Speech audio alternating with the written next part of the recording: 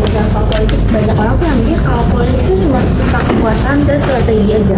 Tapi dalam pembicaraan Al-Farabi, politik itu tuh sesuatu yang jauh lebih mulia daripada tentang kekuasaan. Politik itu bisa diibaratkan kayak sarana untuk mencapai sesuatu kebaikan yang sejati. Negara tuh nggak cuma sebagai mesin kekuasaan aja, tapi negara tuh bisa jadi tempat untuk manusia di dalamnya untuk berkembang, biar manusia itu bisa mencapai kesempurnaan moral dan intelektual.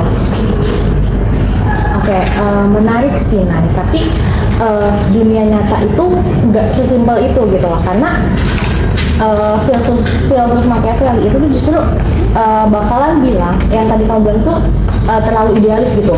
Karena Machiavelli itu tuh justru bilang kalau politik harus realitas gitu, karena dan juga di realitanya itu kan politik tuh kotor seperti kita tahu ya, penuh intrik dan juga manusia sifatnya tuh nggak sesempurna itu gitu loh. Karena dan juga pemimpin itu tuh nggak bisa harus selalu baik gitu. Pemimpin itu boleh kadang buat harus tegas bahkan licik dalam bersikap, karena buat Machiavelli tujuan utama negara yaitu bertahan hidup dengan stabil, tentram, aman, kuat gitu loh negaranya. Dan kalau terlalu idealis seperti yang tadi kamu bilang pemikiran tokoh Al-Farabi, itu tuh bisa-bisa malah si pemimpinnya ini tuh sebelum digulingkan itu tuh sebelum sempat membawa rakyatnya tuh ke bagian sejati dari pemikiran Al-Farabi sendiri gitu. Nah, di sini perbedaannya apa nih terlihat? Di mana bagi Machiavelli negara itu kan ada karena untuk mencapai kestabilitas dan juga keamanan negara kan. Sedangkan menurut Al-Farabi itu negara itu bukan cuma untuk kestabilan aja atau untuk hidup aman aja, tapi negara itu ada supaya manusia itu bisa mencapai adanya asada. Asada itu adalah kebahagiaan sejati. Maksud dari kebahagiaan sejatinya Al-Farabi itu kebahagiaan di dunia dan juga di akhirat. Dia itu membayangkan negara ideal itu atau disebut Al-Madinah Al-Fadilah itu membayangkan seperti tubuh yang sehat, di mana hati itu sebagai pemimpin yang bisa menuntun, memimpin, dan juga rakyat-rakyatnya yang melakukan tugas perannya masing-masing gitu. Nah, kalau negara cuman mengejar stabilitas tanpa moral dan juga nggak ada arah, negara itu sebenarnya bisa hidup, cuman nggak ada ruhnya gitu. Hanya jadi mesin kekuasaan aja negara itu. Tapi kebahagiaan sejati macam apa yang bisa kita bangun kalau negaranya itu terus-terusan kacau? Machiavelli itu melihat langsung dari pengalaman politik Italia yang pada saat itu. Banyak perang, kudeta, perebutan kekuasaan. Dia tuh sadar yang pertama harus dijaga itu adalah ketertiban. Negara yang kuat itu adalah negara yang bisa melindungi rakyatnya dari kekacauan dan ancaman musuh, meskipun kadang tuh harus mengorbankan idealisme. Nah, tapi kalau negara itu mengejar stabilitas tanpa ada arah moral, itu tuh juga bisa jadi bahaya ke depannya. Kalau negara cuma mengejar kekuasaan, cepat atau lambat tuh negara dan rakyatnya bakal kehilangan arah hidupnya. Terus Al-Farabi juga maunya tuh negara nggak cuma aman, tapi dia tuh bisa juga adil, berilmu, dan menuntut rakyatnya jadi manusia yang baik secara moral ataupun intelektual. Politik tuh di pikiran Al-Farabi itu adalah jalan untuk meraih sebuah kebaikan yang bisa dinikmati oleh seluruh rakyat yang ada di negara tersebut. Gitu, Machiavelli itu tuh nggak menolak keadilan, karena bagi dia itu tuh Machiavelli itu bilang kalau keadilan itu tuh nggak akan ada kalau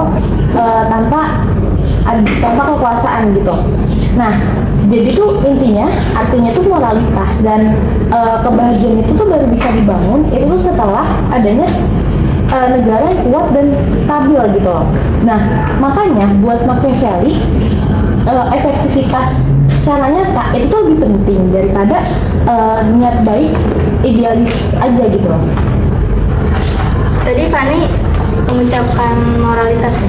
Menurut Al-Farabi, moralitas itu politik itu ya harus berlandaskan moral dan kebajikan-kebajikan lainnya. Kekuasaan itu kalau berdiri tanpa ada yang moral itu sama aja kayak tubuh nggak ada jiwanya, nggak ada ruhnya. Mungkin bisa bergerak, bisa memerintah, tapi ya nggak punya arah. Kekuasaan itu kalau didapat lewat tipu daya mungkin kelihatannya berhasil ya, tapi di awal aja. Tapi nggak akan bertahan lama kalau dari tipu daya itu, karena pada akhirnya kebohongan itu ya akan menghancurkan dirinya sendiri. Tapi kalau di dunia nyata itu nggak seindah itu. Buat Machiavelli moralitas itu memang penting, tapi untuk secara pribadi aja nih Pak. Kadang tuh untuk mencegah kejahatan tuh juga perlu kekerasan, tindakan yang tampaknya itu emang jahat seperti menipu musuh atau bersikap keras terhadap lawan. Tapi karena kalau dia terlalu lembut itu rakyat yang nanti jadi korban. Nah, tapi kalau dengan alasan itu kalian pakai untuk menjustifikasi perilaku yang buruk, pemimpin tuh malah bisa jadi semakin seenaknya dan membenarkan apapun yang dia lakukan. Nah, Al-Farabi tuh nyatain dengan tegas kalau moral dengan politik itu adalah satu kesatuan yang nggak bisa dipisahin. Pemimpin itu tuh harus jujur dan bertanggung jawab. Al-Farabi juga bilang kalau tujuan yang baik tuh nggak akan bisa dicapai dengan cara yang buruk. Tujuan yang baik hanya bisa dicapai dengan cara yang baik saja. Setuju. Kekuatan itu dibangun atas dasar hal-hal yang baik. Kalau kekuatan itu dibangun dari awal dengan kebohongan, cepat atau lambat nanti dia akan hancur sendiri karena kebohongan itu. Nah, tokoh Machiavelli ini pemikiran tuh realistis aja gitu, karena beliau itu tuh membuat pemikirannya itu bisa, setelah beliau jelasin juga di awal kalau ya dia itu secara melihat realita politik pada di negara Italia pada masa itu gitu loh. Nah, dan kan yang tadi Oka bilang yang berbuat kekuasaan dan sebagainya gitu. Nah, jadi dia tuh gak ngajarin pemimpin itu buat jahat, tapi tuh lebih ke ngajarin mereka tuh buat bertahan untuk mempertahankan kekuasaannya ini gitu loh. Dan juga dengan tujuannya itu mensejahterakan rakyat gitu. Nah, kalau pemimpin itu terlalu jujur dan polos gitu ya, nah dia tuh bakalan dia tuh nggak akan bertahan lama di dunia politik, karena kan dunia politik itu seperti yang tadi aku udah mention juga di awal, itu tuh kan sebenarnya kita tahu juga itu tuh kotor gitu, bahkan kayak maksudnya kalau terlalu polos ya bakalan gampang digulingkan gitu loh. Nah, kalau kata Machiavelli di dalam bukunya juga itu kan dia bilang lebih baik ditakuti daripada dicintai jika kamu tidak bisa melakukan keduanya gitu kan. Nah, itu artinya karena cinta itu kan bisa berubah kapan aja, tapi kalau rasa takut ini tuh ngejaga kepatuhan rakyatnya tuh kepada pemimpin gitu. Jadi ada buat rakyat tuh ada rasa hormat, ada rasa segan kepada pemimpinnya gitu. Mau nyinggung soal pendapat Machiavelli yang bahwa lebih baik ditakuti daripada dicintai jika tidak bisa keduanya. Kalau pemimpin cuma bikin rakyat takut, itu sebenarnya bukan pemimpin, itu hanyalah pemimpin yang mendominasi gitu, tapi ya menekan rakyatnya gitu. Dari luar emang kelihatannya aman, gak ada yang protes, tapi di dalamnya rakyat itu sebenarnya kesel, nahan emosi, dan ya cuma patuh karena gak ada pilihan kan. Mereka tuh bukan hormat, jadi cuma takut aja. Dan rasa takut itu nggak akan pernah bikin orang itu beneran loyal kepada pemimpinnya. Jadi kalau begitu ada kesempatan, begitu pemimpin itu melemah, maka rakyat itu akan balik melawan gitu. Makanya Al-Farabi percaya pemimpin itu harus dihormati karena kebaikannya, bukan dari ancamannya gitu. Adalah pemikiran Al-Farabi juga, yaitu merumuskan tentang pemimpin yang ideal. Al-Farabi itu nyebut pemimpin ideal dengan sebutan al-insan al-kamil atau manusia yang sempurna. Manusia yang sempurna di sini tuh maksudnya dia tuh punya akal, ilmu, moral, dan punya visi spiritual yang jelas. Pemimpin tuh nggak sekedar jadi penguasa aja, tapi dia tuh bisa jadi guru juga bagi rakyat-rakyatnya untuk menuju ke kebaikan. Nah, Al-Farabi tuh membayangkan pemimpin yang ideal, contohnya itu seperti Nabi yang memimpin rakyat-rakyat itu dengan hikmah, bukan dengan cara tipu daya. Seperti yang tadi Fanny bilang, Machiavelli itu realistis aja. Pemimpin ideal itu menurut Machiavelli itu yang bisa menguasai situasi negara pada saat itu. Bukan harus yang sempurna, tapi juga harus tangguh dan cerdik. Kadang tuh harus jadi singa, kadang jadi rubah. dia tuh bisa tahu kapan harus jadi keras dan kapan harus jadi lembut. Buat Machiavelli, pemimpin yang terlalu suci itu cepat kalah dan bisa dilecehkan. Nah, inilah yang berbahayanya dari pandangan Machiavelli. Ketika batas antara kebijakan dan juga kelicikan itu nggak ada. Karena Alfarabi itu kan jelas, kalau misalkan kebijakan itu adalah pengetahuan yang disertai niat baik kan. Kalau pemimpin cerdas tapi tujuannya buruk, atau menggunakan kecerdasannya untuk menipu, itu tuh bukan kebijakan, itu tuh cuma licik. Dan kelicikan itu mungkin memberi kemenangan, tapi bukan kepercayaan. Machiavelli itu cuma pengen bilang gitu kalau moral tanpa strategi itu ya cuma naif kan, karena ya pemimpin itu boleh nih punya hati yang baik gitu, tapi dia tuh juga harus gitu loh punya keberanian buat ngambil keputusan yang keras, seperti yang tadi Okta juga udah mention ya, harus jadi singa dan merubah ya kan. Nah, pemimpin tuh harus punya jiwa itu gitu loh, jadi dia tuh tahu gitu situasinya, dia tuh harus bisa bisa menebak situasi nih, dia harus menjadi pemimpin yang seperti apa gitu.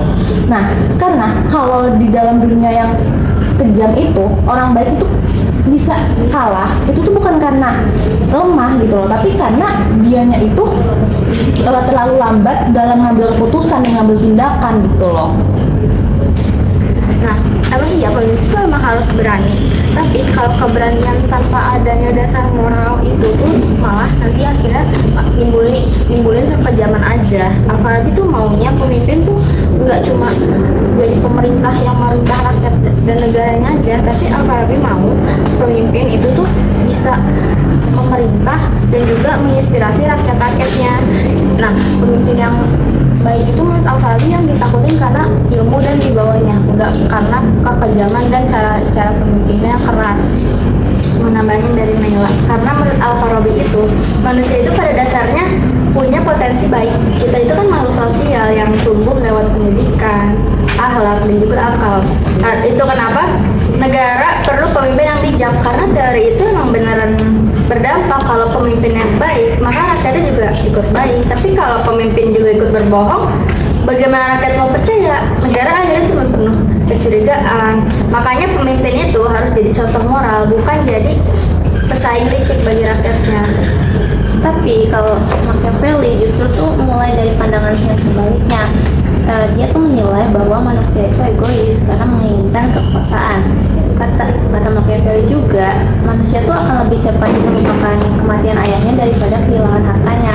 Artinya manusia itu digerakkan oleh kepentingan diri sendiri. Jadi tugas pemimpin itu bukan untuk membimbing moralitas mereka, tapi untuk mengendalikan sifat dasar itu agar nggak merusak negara, supaya mereka nggak melenceng dari apa yang sudah ditetapkan oleh negara.